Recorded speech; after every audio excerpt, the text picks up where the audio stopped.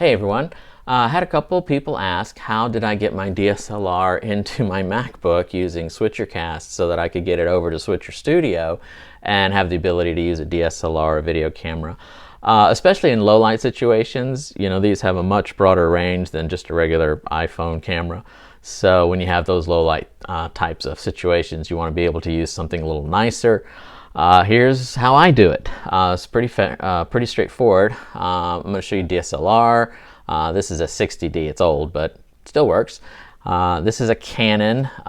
This is a very old Vixia. The one thing about Vixias, at least back in the day when I bought these, Canon was the only one that had this type of camera with an audio input. That was around the $200 range. So I used to buy these all the time. I don't know if anybody else has, since then come up with it, but Canon used to be the only one in that price range for about $200 that you could get a video camera with an audio input, so you can use an external mic. So there's a small commercial for those.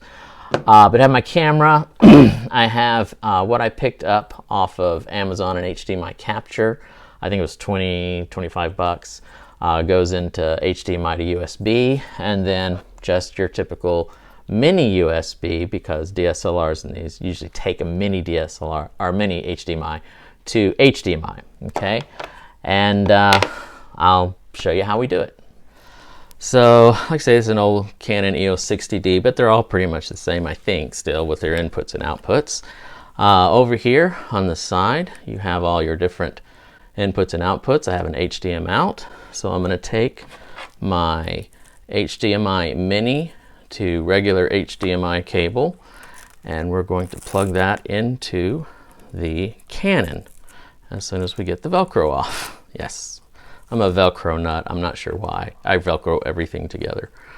All right, so mini HDMI out, plug that in there. And then I'm going to open up my back so I have my screen so I can see what's going on.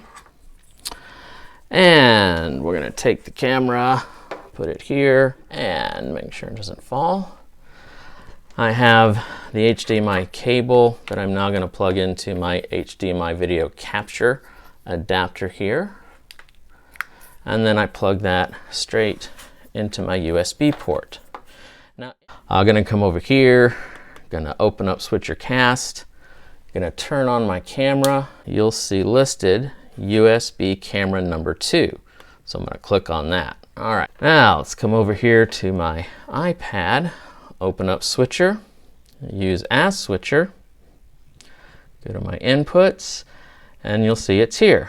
There's the display on the MacBook, there's the FaceTime on the MacBook, or there's the USB camera 2 on the MacBook. So I tap that, and voila.